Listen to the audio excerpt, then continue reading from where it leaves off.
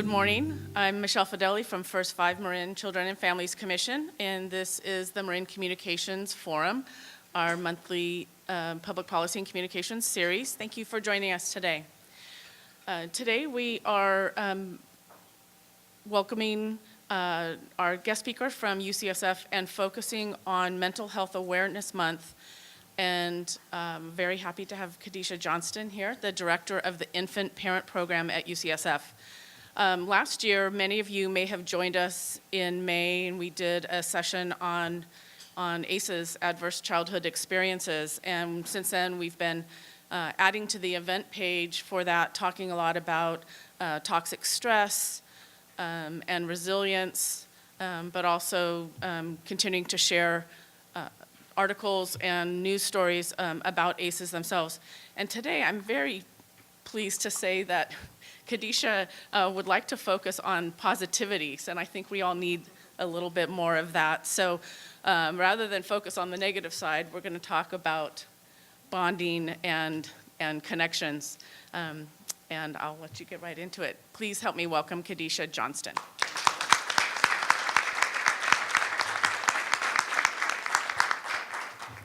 Good morning, everyone. Can you hear me? It's incredible. You know, you drive across the, well, you didn't, I did. You drive across the bridge and you're thinking about who you're going to see, and then there's all of these old friends that you didn't have any idea that you would be able to reconnect with. So it's an incredible pleasure to begin to be reminded of a long, long history of working with you all in Marin. And the one person that I'm missing and want to dedicate a moment to is Ethel Siderman. As I drove across the bridge, I thought this is the first time that I'll be doing something work-wise at Marin without her presence and big voice, and I didn't wear nearly enough bracelets to honor her, which I usually do. I don't know where the lapse was. As Michelle said, I am going to talk about mental health from a positive perspective, and positive is not synonymous with a Pollyannish view. But I do want to, this morning, talk with you about the power of relationships. The power of relationships in shaping, and I think in large measure determining the trajectory of children's development, and specifically how early relational experiences shape young children's mental health.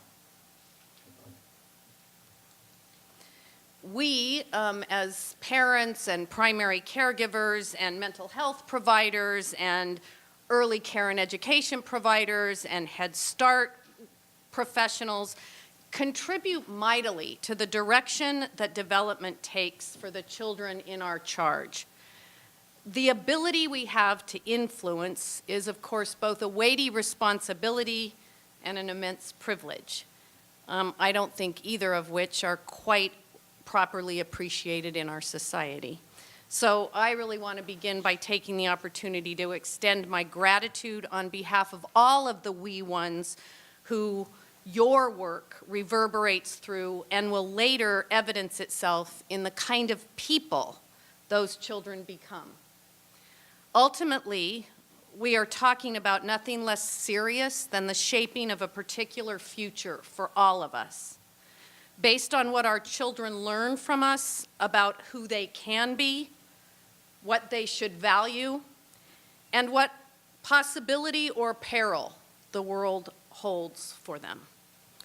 All of these essential messages, all of this most essential learning begins in the beginning, and it starts with us. So what I'm going to speak about today is extensively about those starts. I'm going to spend a lot of time talking about infancy. While occasionally through heroic gestures, but most typically through the daily routine exchanges that we have with infants and young children, the course of a child's mental health is cast. While today we're going to focus on mental health, I want to also say that all domains of development are shaped by early relational experiences. I think what we know as the result of brain research is what our grandparents and probably their grandparents before them knew intuitively, but without the kind of sophisticated neuroimaging equipment to back up their hunches. And that is that children's experiences in relationships are the catalysts for growth in every domain. Cognitive, language, even fine and gross motor development are environmentally influenced. But the area that is most notably affected by the quality of a child's early interactional experiences is the social and emotional domain. So I want to begin by describing what's the connection between what we refer to as the social and emotional domain of development and the term mental health. I'm going to do so first by defining what do we mean when we say infant and early childhood mental health. And then we're going to look together at what are some of the indicators of its presence or its absence. And finally, and probably for most of the time that I talk, we're going to discuss how do relationships contribute to positive mental health, or conversely, to difficulties and disturbance. So that's kind of the trajectory of our time together. And I should say that I'm going to talk, if I can contain myself, for 30 or 40 minutes, and then hopefully we'll have time to have more of a conversation. So I want to put up a few definitions of infant and early childhood mental health. And I know that you all are perfectly capable of reading them, so I'm not going to read them to you. But as you read these various versions, I'm going to ask you to notice that they all share an optimistic tone. But we have to remind ourselves, I think, that rarely is this the rendition we associate with the term mental health. If I had gone around when you were doing your introductions, and I was a little bit wanting to, and asked what you expected to be hearing about or that we'd be talking about today, most of the time when people hear the term mental health, it stands in for its opposite, mental illness. It's identified, and for those of us in the mental health field, usually we're relegated to intervening only in its absence. And of course, we need to be aware of the impact that adverse early childhood events have, and we need to be sensitive to the concerning relational contributors that can manifest in young children, very young children, exhibiting mental health problems.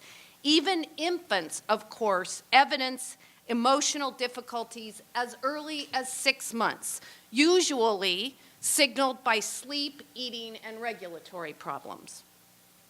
While identifying emotional disturbance early is critical, and treating the difficulties that develop during this period is possible, I'm going to spend, as Michelle said, most of the morning concentrating on the health-promoting end of the spectrum.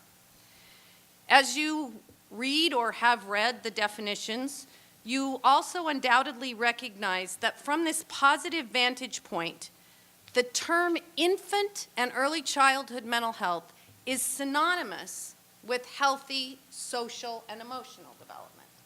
And the last definition, which is my own, is simultaneously my definition of social and emotional development.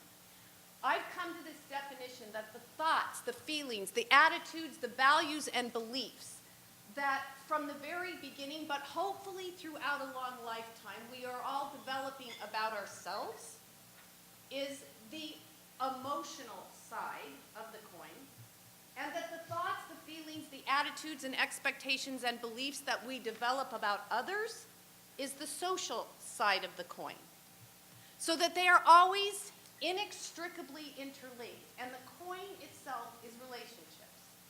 So that when I think of my definition of infant and early childhood mental health or social and emotional development, I'm talking about the developing sense of self and the developing sense of other. And that this developing sense of self and other, influenced by the moment-to-moment interactions that young children have with their caregivers, casts a long shadow for who children will become. when reviewing the list of what we think of as indicators of infant mental health, I'm going to ask us to turn for a moment away from infants. It'll be the only time today that I ask you to turn away from infants, because never again. But I'm going to ask us to think about, in that spirit of thinking about positive social and emotional development, positive infant mental health, I'm going to ask us to think about identifying the indicators. How do we know when someone, and for whoever's videotaping, can I walk around? All right. Okay. How do we know? You can tell I've had enough experience of like somebody going, whoa, get back in your place. What are the indicators? I'm going to ask us to think about what are the indicators that someone's social and emotional development is going well. But instead of asking you to think about infants, for the moment I'm going to ask us to consider what, or in this case, who we know best, I hope, and that's ourselves. When you think of for yourself, whether this moment as you're sitting in your chair or over a lifetime, what feelings, thoughts, attitudes, expectations, and beliefs are you having about self? And what feelings, thoughts, attitudes, expectations about others are you carrying when you're in a state of emotional well-being? And for the courageous or extroverted among you, I'm going to ask you to just yell it out. And for others, just contemplate it in your own reflective way. Or not yell it out, but like Terry, raise your hand and say it quietly. Yes. Trust. The capacity to trust. And trust what? And that doesn't have to be Terry. Trust, maybe it does have to be Terry. No. Trust in what? Somebody said in yourself.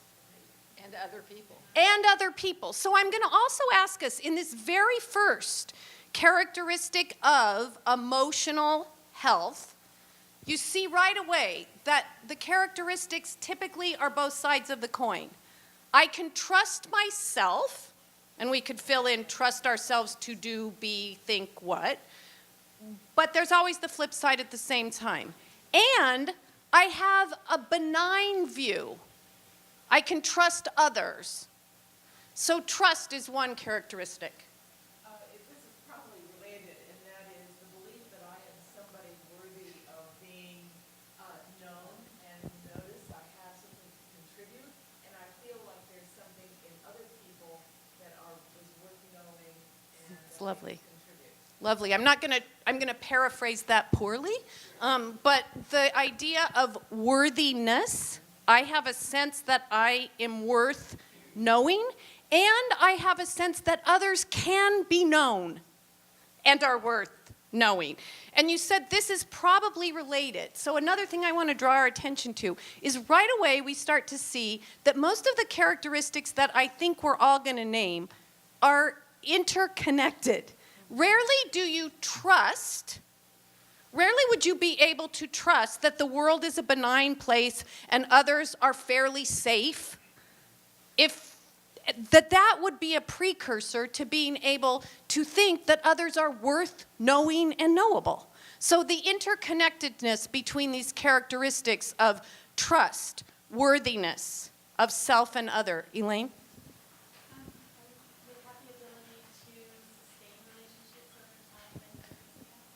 Absolutely. The ability not only to form relationship, but to sustain relationships, and I'm adding in probably of a particular kind, to sustain relationships over time. You know, this is not, you didn't say this, Celine, but it's not synonymous exactly with, but I think that we're also talking about, when we talk about sustained knowing, that we're talking about the capacity for intimacy. And probably the capacity for empathy as well. Yes, I'm moving over here. Got it. I was going to say I work with a lot of kids and a lot of little bodies, so I'm going to say it from a body point of view. I think that when I see a child, or even myself, when we're feeling good and mentally healthy, is we're very relaxed and very ready to learn and very attentive with all of our senses, ready to go, and curious. I would have to say curious seems to be something that comes up, and appreciative. I appreciate that we bring in all of our senses. Of course, babies remind us of that at every moment, but hopefully, and again, this idea of a trajectory of development that while it might be most intense at the beginning, is hopefully we all are continuing to develop views of ourself and others, and that those are somatically based as well. And what it takes to be able to relax, to be calm, so that you can be curious, because I think there are connections between the two, that I feel calm and at peace. That doesn't mean that I always feel joyful in every moment. And I would even say that the ability to at least tolerate the range of emotions is another capacity or characteristics of emotional well-being. But that I can be in enough of a relaxed state, both emotionally, physically, and psychologically, to be able to be curious again about myself. What are my own internal responses and reactions? And curious about the responses and reaction of others. Now, we could go on with this list for hopefully a very long time. Before I stop and move us on, I want to make sure that there's not one other characteristic, of which there could be many, that if you leave here today, you'll go, dang, I didn't get to say my characteristic. Because I think I might have missed somebody who had their hand up over here. No. Okay. So my list, you will recognize because yours mirrored it in many ways. Starting with exactly the one we started with.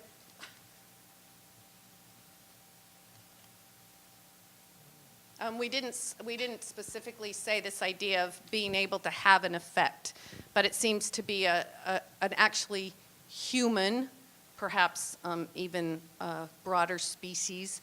The need to have an effect on others is an aspect of our social and emotional well-being. And this idea of feeling competent and confident, and we can add curious and worthy, because those were not up there. So if we look at your list combined with mine, I think that we see a set of common characteristics, and I pointed out a couple from the very beginning. One is that these senses of self and other, these attitudes, beliefs, expectations about self and other, are all interconnected. What I mean by that is rarely do you feel, boy, I'm really relaxed and curious. I trust myself to be able to get to know and relate and sustain relationships, but I don't think I'm worthy.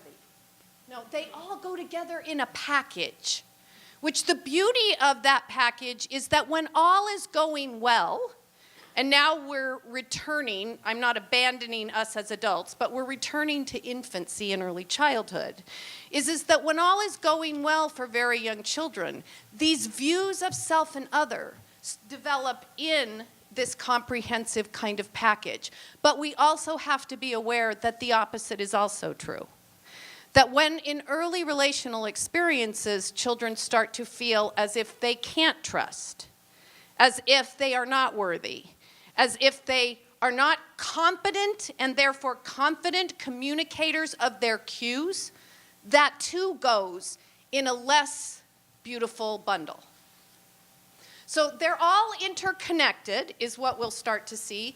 There's a few other characteristics that I'd like to bring our attention to of those, what we define together as social and emotional well-being, as indicators of infant and early childhood mental health. So one of the first characteristics is everything we name together starts to begin to form in that direction from day one, and some of us believe even in utero, that we start to feel mostly positive about self and other from the very beginning. And that initially, in the first several years of life, these views of self and other are developed exclusively through the moment-to-moment interactions in relationships. That's the place that very young children get their sense, get the messages about who they can be and what the world has to offer. And that next, through an accumulation of experiences, for those of us in this room over a lifetime, for infants and toddlers over the first few years, that those accumulation of experiences in relationship develop into what I've termed a lens of expectation. A lens of expectation where young children, like us, begin to perceive, based on how they've been treated up to that point, they begin to perceive what they expect to receive. And their behavior begets more of the same. Their behavior, not consciously, their behavior elicits what they already expect, therefore confirming what came before. There's some like this and there's some like puzzling. I'm gonna give us an example. And I'm gonna use us in this room again as an example. And I said I have some longtime friends in the room, but I don't know everybody. But I think it's probably fair to imagine that the example I'll use will be applicable to most of us. I'm assuming that for most of us, this is not the first time that you've come to a gathering to learn something. Okay, maybe the 2,343rd time, but probably not the first time. So that what I'm talking about when I say that our experiences develop into a lens of expectation is that whether an hour or 45 minutes ago you walked into this room, every one of us walked into this room, you each walked into this room with a set of expectations about what the morning was going to be like. Now, for some of you, that lens of expectation was informed by experiences we've had with one another before. But for many of you, we've never met. Maybe you've never been to a First 5 Communication and Policy Forum. But you've been to many things like this.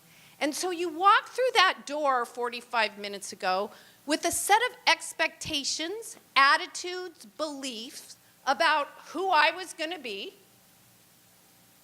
and how you were going to take away something from this time. Mostly that was probably unconscious, which is the other part of mental health in this way that I'm talking about it, is that it's not that we're thinking, this is what I expect of the world.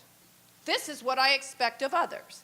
But our lens of expectation causes us to perceive what our accumulated experiences have led us to believe. So that, and I know this isn't the case for any of us, but let's say that out of those 2,423 experiences of coming to a talk, that out 2,021 of them, you thought, really?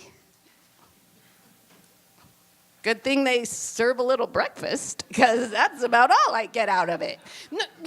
Or that you think, they bring people outside of the county because it seems like the further somebody travels, that means the more important and the influential they are. Like, really? No, we already knew this.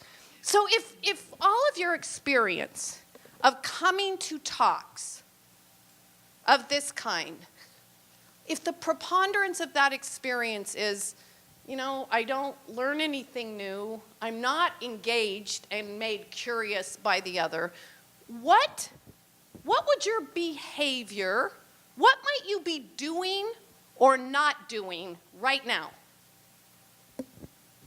I mean, probably you wouldn't have walked through the door. But assuming that you did, because at least it was a morning off of work or something, what would you be doing or not doing? Somebody said you might be on the phone. And this is the time when everybody puts their phone away. I don't know what you're talking about. And it's my way of getting everybody to put away their phone. Worked pretty well, didn't it? No, but actually this is an important point. While our views of self and other, like young children's, are expressed in behaviors, the exact same behaviors in any two people are not expressions of the same thing. So one of us being on the phone might mean, okay, at least I'll learn something about the royal wedding, given, okay? But somebody else might be on the phone because the only way they were able to be here and be partially attentive today was to agree that you would check in with your boss in a regular way. Okay, so you might be on the phone. What else might you be doing or not doing if you thought this was not going to in any way positively influence you? It would be two things. One would be, it would be a way to absent yourself Yes. from the thing you would engage yourself in something else that's more interesting. Absolutely. That would be one thing. Also, you would not be interacting with other people because you don't think that they're worth learning anything from. Or maybe you feel like you don't have anything else. Exactly. So in some way you'd absent or preoccupy yourself so that you weren't taking in not just me, but the whole ambiance of the morning. So in an hour or whatever we have left, when you walked out of here, what would your view be? I knew that. Exactly. So all of us, and mostly unconsciously, confirm our already established expectations. Now again, when your expectations, attitudes, and beliefs about self and other are primarily positive, the idea that our behavior continues to confirm that is fabulous. What it means is that we get more feedback of the same. I think I'm worthy of others' attention. Huh, look, everybody thought I was kind of charming. Told you I was, yeah, right? But again, we have to recognize the opposite is also true. So that if, as a young child or an adult, you don't feel that you are a competent communicator of your needs, that others will try to understand them, your needs, that you're worthy of that understanding and attention, your behavior, not intentionally or consciously, will likely confirm that negative view. That's when we think about mental health difficulties in very young children.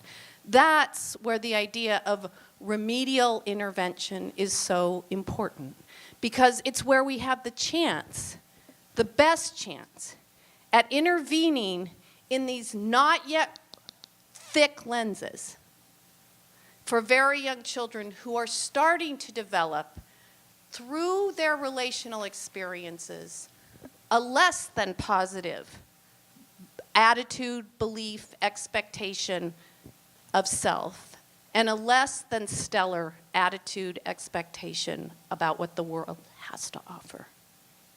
So let's look then at how do relationships contribute? How does this view of sense of self, for good or for ill, how does it get tucked inside of any one of us over the course of our lifetime? And we're going to do that by examining the adult-child relationship. Before we look at how early experiences coalesce into characteristic ways of being and behavioral patterns, I want to step back for a moment just to consider what each partner brings to the beginnings Of course, the adults, parents, caregivers bring our lifetime of expectations. We too have lenses, and we visit those views upon the children in our care, as well as our current state of well-being, both in body and mind and spirit. We bring that to the relationship we create with children in our lives. Our cultural values, the effects of life's joys and lacerations, the impact of inequities and responses to unearned privilege are all visited upon the children we care for.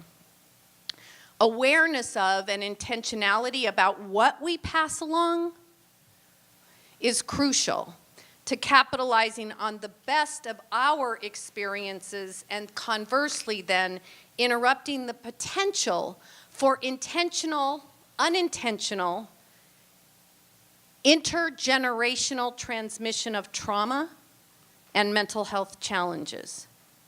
I'd like us, though, to spend a few minutes, that's what we bring in a nutshell as adults. But I'd like us to spend a moment talking about what babies bring. Whoa, or maybe not. What babies bring.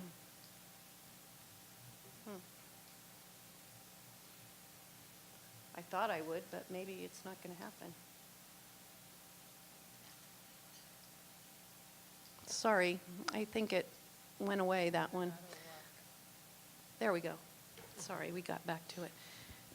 I'm just going to talk a little bit about newborn capacities. And maybe, given who I know in this room, maybe these are all really well-known things, so I'll do it very briefly. But I want to talk a tiny bit about infant research, hopefully not in a boring way.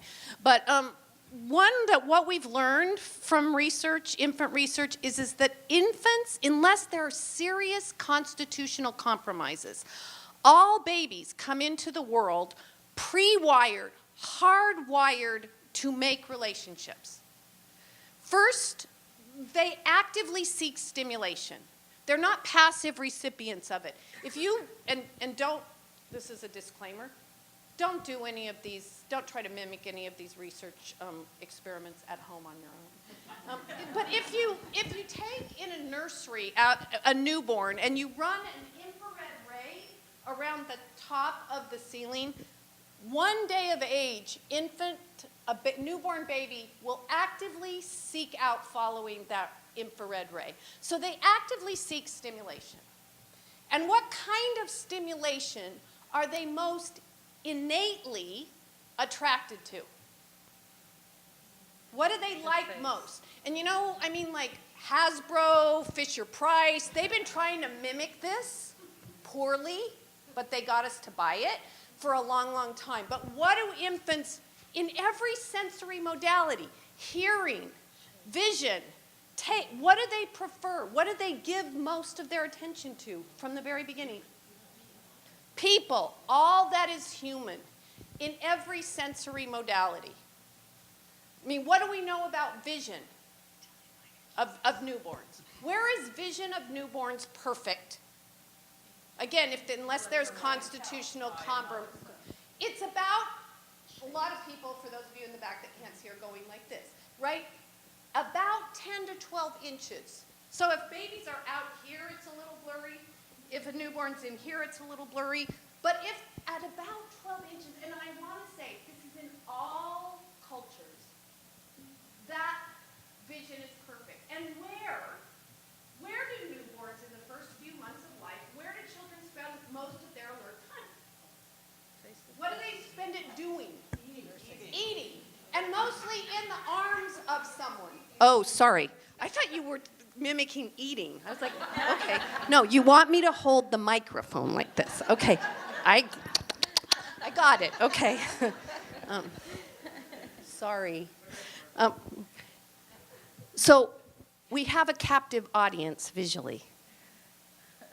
Even if they didn't want to look at us. It turns out they do. But even if they didn't want to, they have to. Because when they're alert, we're what they see. What about, and I'll just say one other example, and maybe it's very well known, but just to remind ourselves, what about in terms of sounds? What sound will hold a newborn child's attention longer than any other sound? Okay, I'm going to give people who said mother's voice a chance to degenderize that.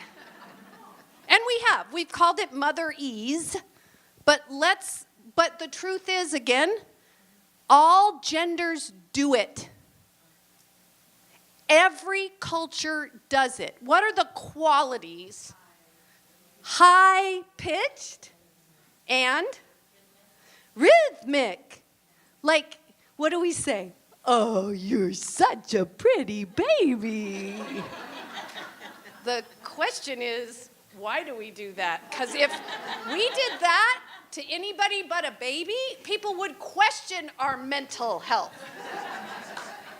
And yet, it is those characteristics, high-pitched, repetitive, and rhythmic, that hold infants' attention longer than any other sound. So in every domain, they actively seek stimulation. The stimulation that they are most attracted to and will hold their attention longest is all that is human.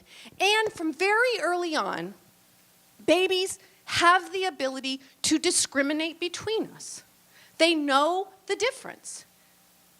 Within the first days of life, if you put a baby, and again, don't do this at home, but if you put a baby between the saturated breast milk pads of its own mother and another woman, 3 days of age, a baby will consistently turn its head toward its mother's. By 3 months of age, if you play the voice of a child's male parent and the voice of the mother, the female parent, it'll activate different body movements in the baby. Now, at 3 months of age, what are they telling us? And I want us to keep relating this back to developing thoughts, expectations, beliefs about self and other. What are they telling us through their body movements when they respond differently to hearing just their father's voice as opposed to their mother's voice? They've already developed expectations, not general, but related to specific people, depending on how they've been treated up to that point. How primarily their bodies have been treated, but those bodies give them messages about who they are. So that what I'm talking about is as if most of the time, when you hear your dad's hearty hello, as he comes over the crib to say hello to you, it's followed by a toss in the air and a tickle. You're getting your body ready for the toss and tickle. Whereas if your mother typically swaddles you tightly in a blanket and pats you vigorously, you're getting yourself ready for the swaddle and pat. So that they begin to differentiate and that they develop expectations and preferences based on how they have been treated. Again, if how they have been treated, and not just in their bodies, but how responsive, how contingent their treatment has been, has led them to feel, I'm a pretty good communicator of my cues. And the world is really interested in trying. They don't always get it right, but they're interested in responding. We're off to a pretty good start for how a child's mental health will proceed. Now, I want to say, and I'm not going to have time to talk a lot about it, this does not mean that children don't come with constitutional particularities that might make it harder or even impossible for them to experience an adult who is attempting in every way to contingently meet their need. And that the constitutional compromises, difficulties that a child might come innately into the world with will affect their mental health as well. Both are partners in the relationship. While both the adult and the infant are active contributors, which is the point I want to make, the baby is not a passive contributor to the relationship. They bring their temperaments. They're exactly who we hoped or not at all what we expected. They bring themselves, but obviously, the infant is most greatly influenced by the quality of the relationship because they have nothing with which to compare it. So that they have to believe about themselves the messages that are sent from their primary caregivers. It's not a choice. Like if you or I are treated as if we're not worthy, we don't matter, we can be upset, disappointed, but we don't have to believe it. You know, every time I walk into an airport and try to use a machine that's invariably different from the one I tried to use the day before, is that, you know, the guy at the, this probably is because it just happened to me, is the guy at the stand where it says you could go for help, looks at you like, really? Really, lady? You can't figure out how to put the tag on your bag? Now, like, I'm a little embarrassed, okay. But do I believe that I'm incompetent? Let's not answer that. No. Why? Why do I not have to believe that I'm incompetent, stupid, not able to communicate my needs? Why do I not have to believe that when treated that way in the moment? I've had so many alternate experiences that I can be affected, but I don't have to believe that I am incompetent or unworthy. Babies have to believe it. They take what they get and they take it very seriously. So, what is it that's being communicated in the moment-to-moment interactions between infants and their adult caregivers? I'm going to talk just briefly about a little bit about what young children are constantly interpreting. They're continuously interpreting the behavior of the parent or the caregiver as a message about who she, the child, is. If we find the child's messages important, she feels important. If we are disgusted, he feels disgusting. If we are enraged, she can't help but feel that she is enraging. And if we feel and find our babies worthy of attention, they feel they are worthy. The child's sense of self as lovable, enraging, intelligent, incompetent, or worthy are embedded in the transactions between themselves and their caregivers. And this is incredibly powerful input from the very beginning. What they are also learning about is what they can expect from the world. Understanding, kindness, harshness, who they are and what they expect are two sides of the same coin, and the child only learns these things through interactions with his caregiver.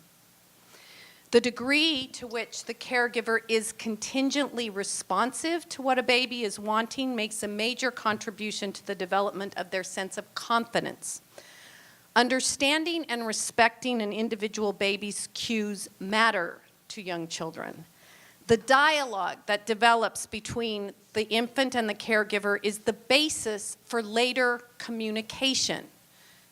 You know, I said in the very beginning that the relationships influence all domains of development. And one of those is language. If, as an infant, you cry, and your cry is attended to, or you coo, and your coo is thought to be a meaningful communication, what do you learn about communication? That's not a rhetorical question. It's effective. It makes something happen. If conversely, I babble, and my parent, not because she doesn't want to, but because of serious postpartum depression, for instance, can't easily respond. if that's my experience over time, what do I learn about verbal, about making noise, about communicating? What do I learn about it? What do I have to learn about language? It doesn't get anything. It doesn't have the intended effect. So that what I'm asking us to think about is that when we see young children who have language delays, the number one reason for referral of children, whether to Golden Gate Regional Center, in any other early intervention modality, the number one reason for referring children 3 years and under for evaluation is speech delays. Now, I'm not suggesting that we shouldn't evaluate and that we need to carefully and in a nuanced way think about the reasons for that speech delay, but what I am asking us to think about is that early relational contributors also are evidenced in speech delays. Why would you try to talk if it had never been a successful mode of communication? So, what we're talking about is that the ways that a baby has contingently or uncontingently, if that's a word, been responded to matter in terms of verbal communication. It's also the basis for other important aspects of human interaction, which we hope will develop in the child as they get older. Turn-taking, sharing, empathy are often expected of preschool-age children, right? Particularly in early care and education. And let me say, I think turn-taking, sharing, and empathy are really admirable things to expect. But I think what we often think about is attempts to teach these ways of responding, which I also think is admirable and important. But what I'm asking us to also think about is a child's ability at 4 or 5 to share, or to empathize, or to take turns, needs to be understood in terms of his or her earlier relational experiences. The 4-year-old who yells out in circle, usually not the right answer, but yells out and is unable to wait his turn, we want to remind ourselves may have been the younger child whose cues went unnoticed for long periods. So what, I'm going to keep taking us back to, so what did he learn that he needed to expect of himself about turn-taking? What did he learn that he needed to or could expect of others? Because in the dialogue between babies and their caregivers, there's turn-taking, there's sharing. You go, I go. You babble, I wait. You raise your eyebrows, I raise my eyebrows back. That's turn-taking. But if I didn't learn that, what I might learn about turn-taking is if you want something, you better grab it. Nobody will give it freely. So I'm not going to wait for something to be given a turn if I don't think that that the world has the capacity to offer it.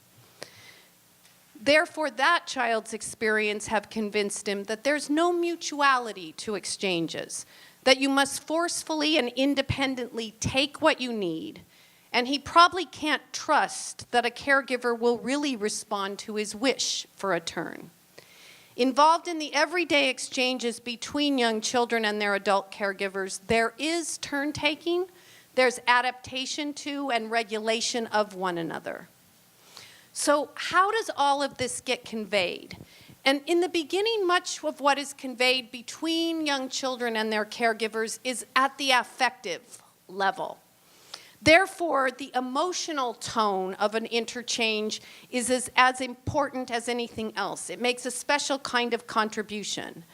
A father beams at his baby, and it might seem good enough just to be the recipient of this feeling, but the baby is also feeling good about herself as the cause of such incredible pride and delight.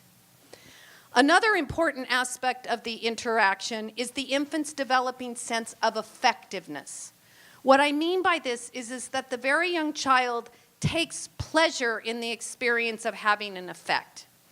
For babies, and it seems that this is true for all of us, is having an effect in and of itself is a powerful motivator. As an example, and here's maybe the last infant experiment I'm going to give today, is that an experiment performed with infants just a few weeks of age, and this is, again, sort of a sadistic one in my view, but it demonstrates that they can learn to activate a visual, like a mobile, a visual display, by correctly making a set of head turns. Now, obviously, in the beginning, a 2-month-old infant, those head turns were kind of random. But when a baby sees that by going twice to the right and once up with their head, the visual display gets activated, babies of a few weeks of age will work for minutes to try to activate that display, having an effect. But then, and this is the kind of sadistic part, then the researchers changed the head turns that needed to happen. 2 weeks of age, babies will start to figure out, now I need to go once here, and once here. Even though there is no novelty, which we also know is what engages infants. There's no novelty, but the visual display that stays the same is worked at diligently by the infant to get that boring picture to come up again. What this strongly suggests is that for young children, having an effect is what motivates them. We don't have to entice little ones into human interaction, but we do need to know that if that intrinsic motivation is not nurtured and supported, it will diminish. Initially, it might look like frustration. If over time the child's need to produce an effect is thwarted, he has no option but to feel himself as, and I'm not saying this is how children think, but again, sense of self, I don't have an effect. I'm helpless. Or conversely, demanding what I want because no one gives it freely. The motivation to be generally effective is not one to which we likely pay specific attention when we're confronted with an older child who we say self-concept reflects an absence of self-esteem or the presence of opposition and aggression. We may understand this presence or absence only partially if we don't recognize that the mental health difficulties involve a sense of ineffectiveness, which may have some of its roots in very early relational experiences, depending on the contingency and mutual regulation in the child's experience with primary caregivers. In effect, what I'm talking about is that young children are hopefully cooperatively granted the power to control the giants in their lives.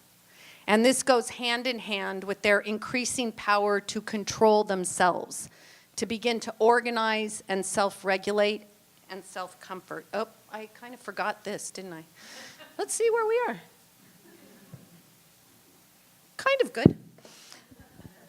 The young child's relational experiences are more than momentary. I hope you have that sense. These interactions are internalized, becoming part of their insides. These contributions establish the foundation for a person's ability to be dependent, independent, and interdependent. And I think we might all agree that the ability to function in and move flexibly between these states is essential. Although in our kind of current societal view, I think we often, in the kind of mainstream culture, dependency has a bad name. But that instead we would hope that you can move, all of us, between dependency, independence, and interdependence. It's that positive internalization of mutually respectful and contingent relationships that makes this flexibility possible. The internal models of working relationships What they promise and how they work are, of course, gradually for the young child organized around specific discriminated people, mothers and fathers and curmudgeonly uncles and wonderful child care providers. Which aspects of these relational experiences will be triggered by later relational experiences is undoubtedly very complex. But we're obviously safest in trying to ensure a basic optimistic core to all of these early relationships where we can do so. These experiences in early childhood cast a very long shadow. Whoops. Just want you to see the shadow and then we can go on. I worked hard to find that shadow. In terms of what human relationships can promise and who we feel ourselves to be, both for good and ill. I don't know, I hope not, but early development may, in thinking about it in these ways, seem complicated. But it can also be incredibly exciting because we can take comfort in the fact that for most young children, in their interactions with us very ordinary adults, a basically positive sense of self and other develops without our even having to be conscious or thinking about it. What happened? Shadow. That's good. Total shadow. Okay. Did you see the shadow at all? Dang. Okay. Well, you can all come up and walk around the front at the very end.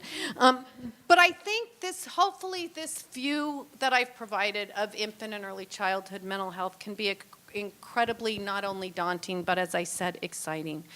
Because it happens that what we are speaking about comes from love, respect, responsivity, and the natural flow of positive feelings. But we do need to know what is missing from relationships when in fact it is missing, and what the costs will be. We must take seriously what it costs young children to have woefully inadequate, and that's not a judgment, woefully inadequate caregiving. A caregiver whose own trauma, stress, and difficulties do not allow them to create the kinds of transactions with a child that will give him that sense of mutuality and positive sense of self. We also do need to identify the constitutional compromises that impact infants and young children's ability to regulate and reciprocate in their relationships.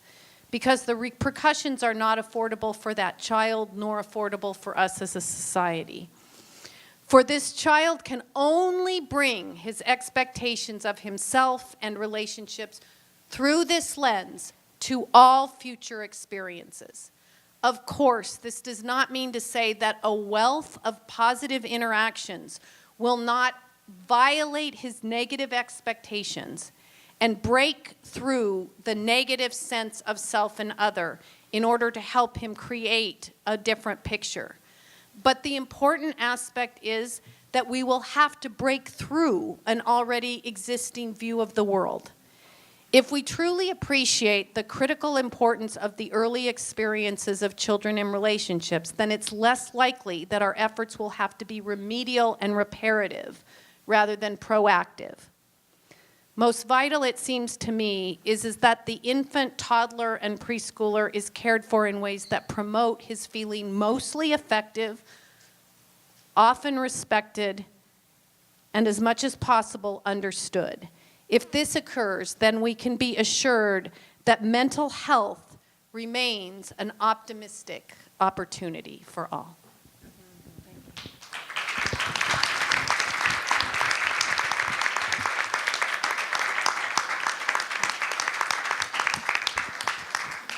Thank you. Now we want to give everyone a chance to ask a question or make a comment if you would like to. Questions?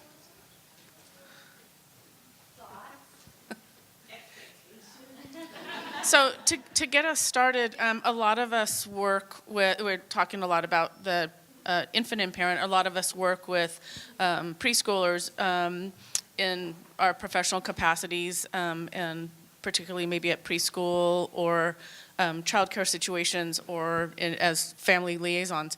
And so you mentioned a little bit about the 4-year-old that was calling out in circle time, but can you talk a little bit more about the older child, and if we have a chance to intervene, how we can help correct with our relationship or working with the parent as well?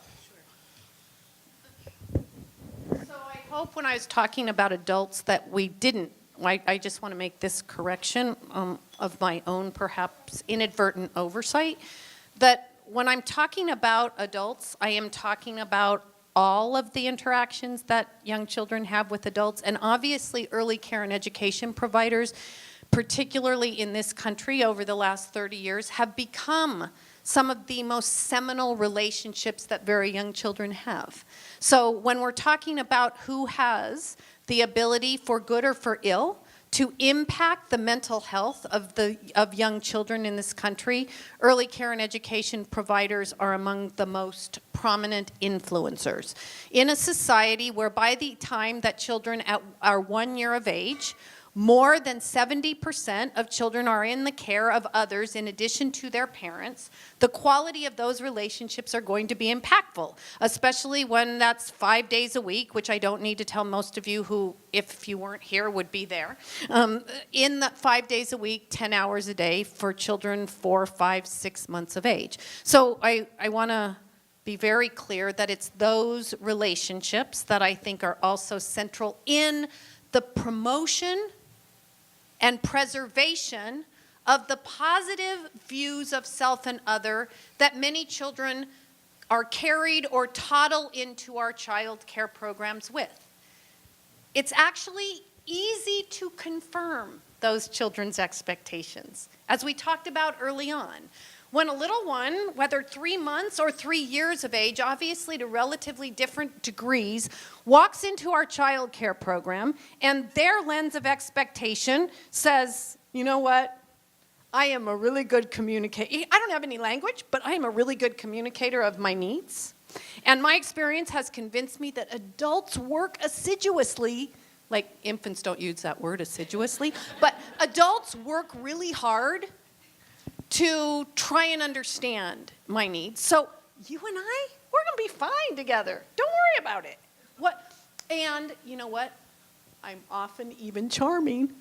Like, okay, so what are we all even doing now? Like, we're smiling, we're like those children, and I'm not suggesting that it isn't essential to confirm those positive senses of self and other. But we have to be very aware, whether it's in turn taking or more demonstrable demonstrations of distress, about what are the messages that children are telling us when they toddle into our care, and that's not what their lens of expectation is. So that if, and I'll put it back on all of us to answer, what might it look like? Now remember, all behavior has meaning. The same behaviors might be expressions of different things. But what might it look like if your lens of expectation of 3 years of age said, you know what?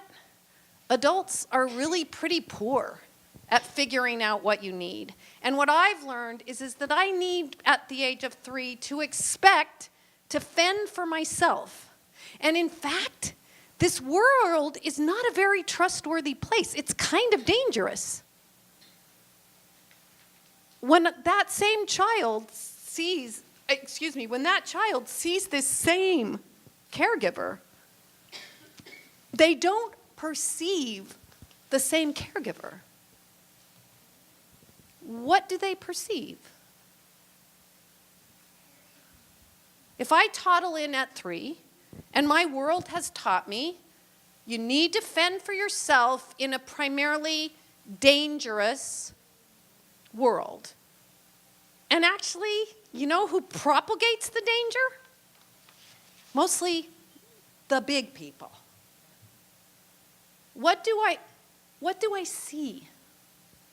You perceive what you expect to receive, so that when, as a caregiver, on your first day in childcare, I bend down to the 3-year-old to welcome you, and I get smacked in the face, what's the question? Once I get to be upset or frightened but what's the question I'm hoping that I'll hold toward that child?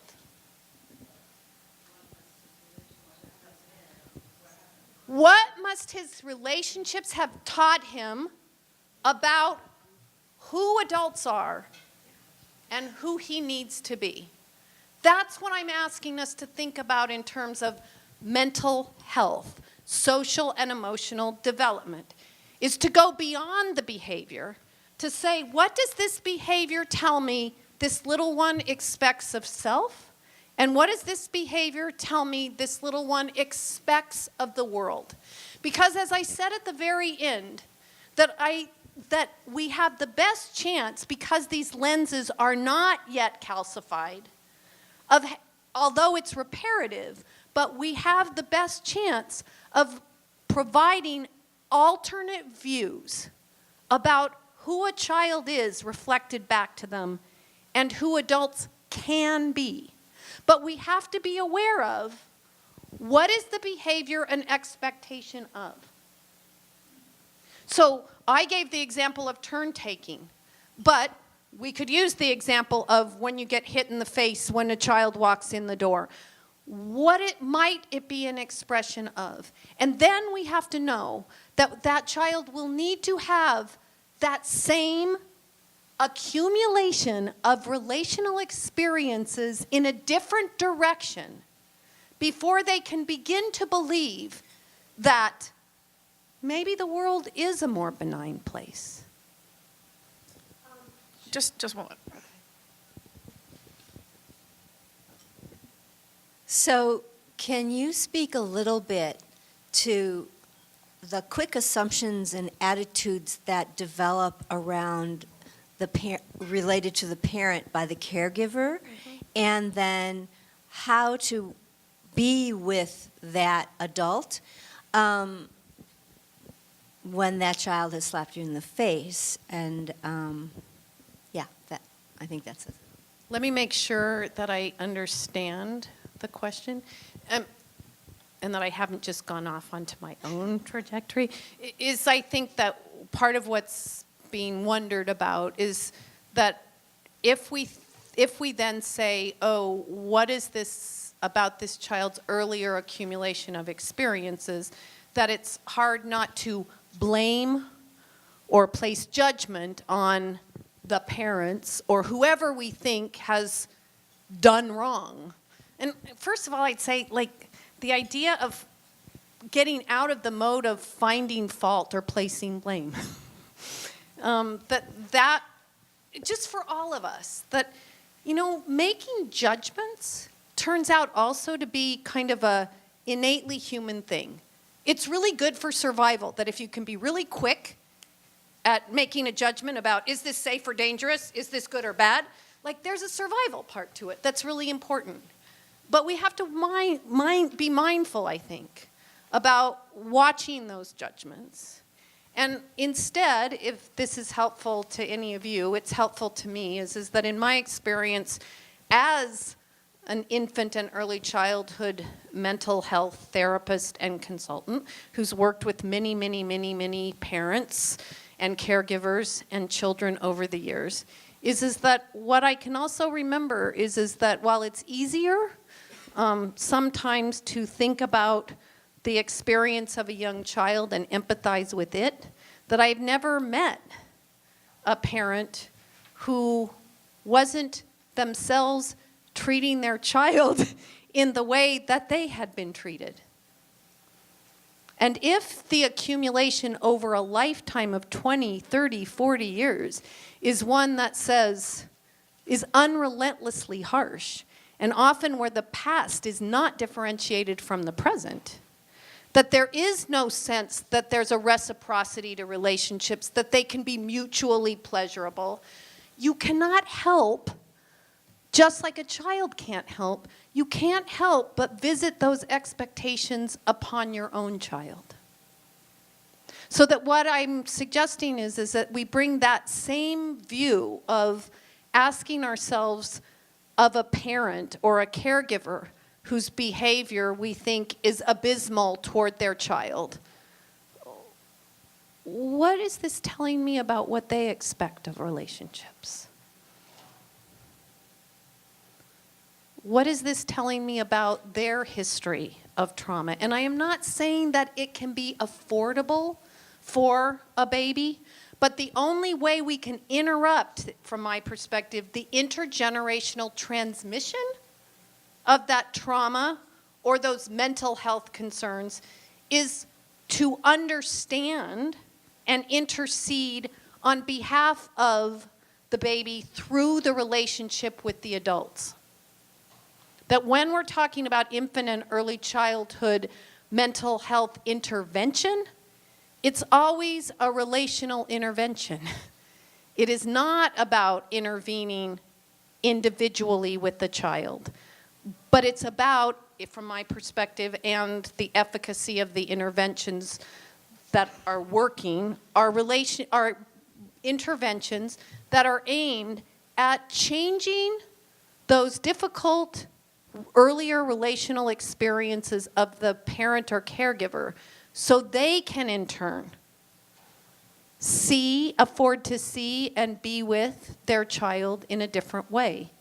If all of your relationships as a pregnant woman has been where you have experienced violence, it is not a surprise that you interpret the kicks of your unborn baby as a sure sign that they too will be a predator like everyone else. We find that often hard to imagine, and yet I would suggest there's no other way you could feel. But what we also have to be aware of is if that view that your baby is going to be a threat from, and you need to protect yourself from your baby, that doesn't bode well for how the interaction will go between them. Hence the intervention in the relationship between parent or caregiver and young child, so that there can be some way that those views of what relationships have to offer can be slightly shifted for the adults, so they in turn can shift them for their babies. Okay, other questions? Someone here have a question? Can you give an example, one or two examples of what that intervention might be between the parent and infant, or how you reinforced that it was positive? Yeah, I will, and at the same time I want to be, this is, I guess, a disclaimer too, is that, if we're talking about for the adults, the caregivers, and again, all of us, so when I talk about, I'm not just talking about parents, early care educators, mental health professionals, we all have this lens. So we bring it to all of the relationships with the children that we work with. So that what I want to say is that we have such an accumulation of expectations about self and other, that the interventions are not interventions that are immediately curative. We're not talking about doing something once. We're really talking about shifting an internal working model, what I refer to as an internal working model of relationships, which means that the relationship that we create with the adult, that we have with parents, whether we're occupational therapists, whether we're early care and educator provider, I'm not saying that's, I know that we're brought in around the child, but if we want to intervene in a relationship that we think is careening off track, it is through how we understand and empathize with the parent's experience that will begin slowly to shift the way that they can in turn, through a parallel process, understand, respect, and read the cues of their child. And that is not, I want to be really careful, I am not talking about siding with a negative attribution toward a baby. I'm not saying that when that mother says, he's going to be violent just like every other man in my life, that we say, you bet he is. But what we absolutely have to do is to respect and truly honor that it feels like it feels like there couldn't be a relationship with anybody that wasn't characterized by pain, hurt. Then, once a parent feels understood for their subjective experience, they can possibly begin to have the experience that maybe there's someone who understands theirs.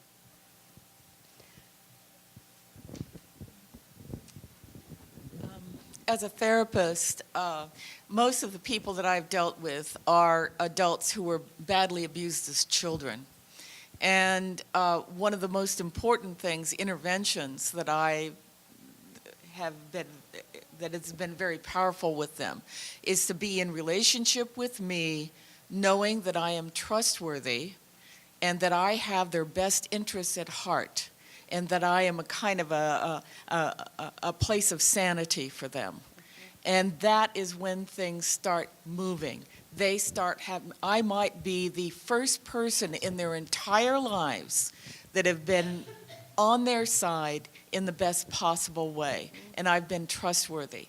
And if you can be that person who is a trustworthy person who wants the best for them, and they start getting that, that can really start shifting things for that person. Thank you. Thank you. I mean, this is also an example of it's never too late to shift these expectations, but that we have to know what needs to shift in order to do it.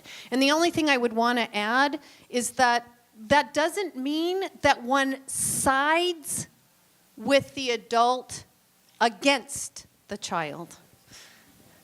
And that's the intricacy of interventions in infant and early childhood mental health, is how you genuinely hold an equanimity that says, I think and am going to work diligently to understand you, adult, parents' experience. And at the same time, without hesitation, to give voice to the experience of those who have none, meaning literally the child. To speak for the child's experience of what it might be like to be viewed as a threat. And that is it is in that relational intervention that things can begin to shift on both the parent and for the on the child's behalf. One last question. I'm a primary care pediatrician, and clearly part of our role is to be observing and identifying when things are going awry and utilizing the amazing resources we have around us. I'd love to know, because we have these repeat, frequent, especially in infancy, brief intervention or brief moments of contact, whether things have been identified that feel the most impactful in terms of shifting that framework from the beginning. Let me make sure again that I'm understanding what kinds of interventions are most impactful in shifting from the beginning? Or maybe even looking at prevention. So from the very beginning, trying to subtly develop a positive framework for parents who maybe aren't coming to the relationship with that, but not waiting for things to go so obviously awry that it becomes hard for me to miss.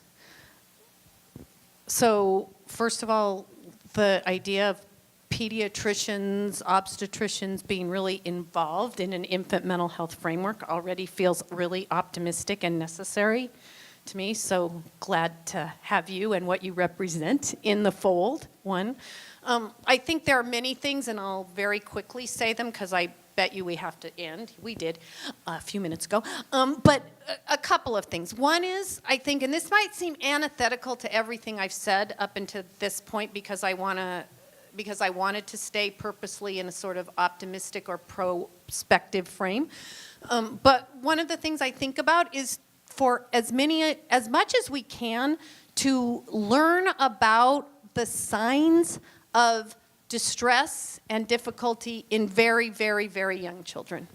That in my experience, pediatricians are often the people, and early care providers are the people who are most trusted and relied upon by parents in terms of, is this normal?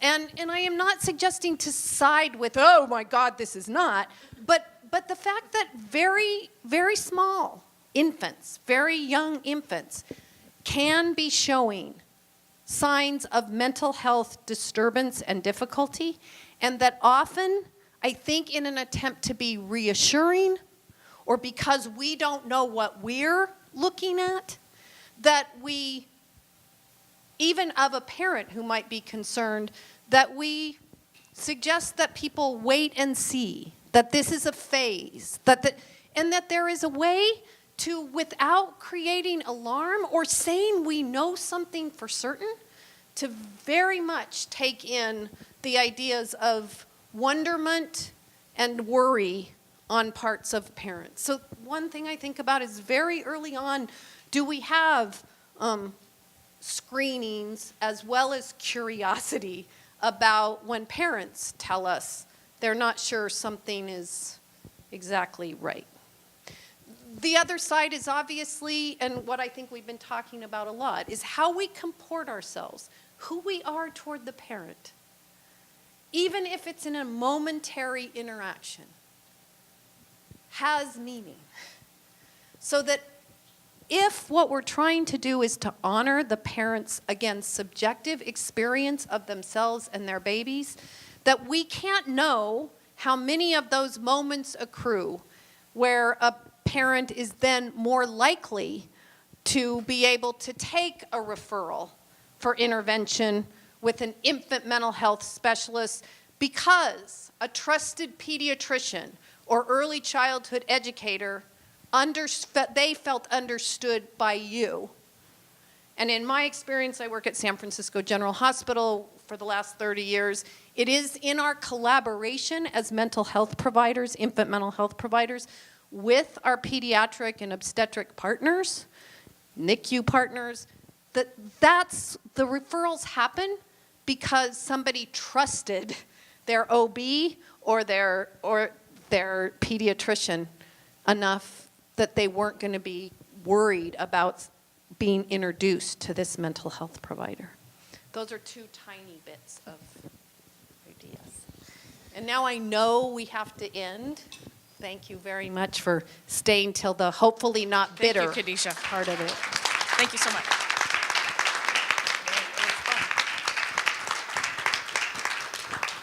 Thanks, everyone, for joining us today. And Khadisha, thank you so much for a wonderful presentation. it was really a pleasure. A lot to think about.